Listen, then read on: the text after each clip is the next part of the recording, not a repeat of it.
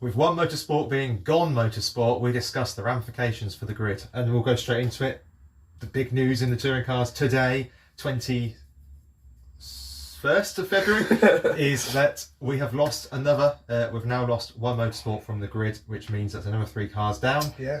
And we're going to start with an insane stat that I've seen, that in 2019, so only 5 years ago, we had 30 cars run by 14 teams. Now we have 21 cars run by 6 teams. Yeah, it's something we had speculated about, but obviously didn't want to happen. And with the prices going up and sponsorship deals being more difficult to come by, and the amount of drivers that have already left the grid this season, it's kind of something that we just had in the back of our minds, but it has now been confirmed. Added to the fact they lost their 2 drivers and every bit of sponsorship they had, as it's all on the new Toyota, isn't it? So it was always going to be difficult. I think the real concern I have is that when you read the statement, it echoes very much so the Team Dynamics statement a year or so ago. Yes. And Team Dynamics are still not back in the sport. People go, well, they're fine. Yeah, but they're not running their own cars. They're not running their own team. I don't know that yet. At time of recording, they're not running their own cars. They're not running their own team. I think this is the first time since '94 there won't be a Honda on the grid. I might be slightly wrong with my dates, but it's certainly a long time. Depending what other licenses do, obviously we've got 3 other licenses that we're not sure what's happening with yet. We've got the 2 Moffat ones and the Boardley one.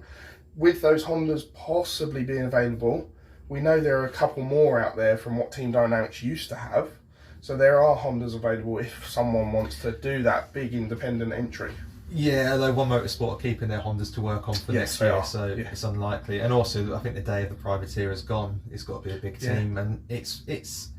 Are you worried? That's the question I'm going to ask. Is are you worried? Is this the start of the end, or am I just being curmudgeonly? I'm certainly more worried than I was in our last YouTube video, and I think I said then it all depends on what comes of One Motorsport. Obviously, we knew that Cook and Moffat had gone from the team at that point, and that they were going to be really struggling for sponsors.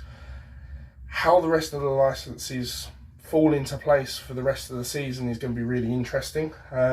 Depending on the calibre of driver that is also on the grid to start the season, will really define how well this season's going to go. There's only 3 seats left. Yeah. And there's more than 3 good drivers. Yeah. There's one left at Toyota, the main side of Andrew Watson. There's one left at PMR, which I've got a suspicion is on the table for Edwards. Yeah. But I could be wrong. And there is one at BMW. And one at Hyundai. Halstead hasn't been announced yet. I know he's doing a lot of promotional stuff for them, but he hasn't been announced yet. Okay. So yes, there is that other one, seats, and those 3 licenses that we have no idea what's going on with. We'd love to hear your thoughts in the comments about what might happen, what you'd like to happen. Obviously, Gal said at the end of last season he'd like a smaller grid. I'm not quite sure this is the way he wanted it to come about. But yeah, give us your thoughts and ideas. Yeah, and which team wear should I buy this year for not to exist in the season's time? Because this is now one of, I don't think I've got a BMW one actually, that's fine. BMW still exists, so yeah.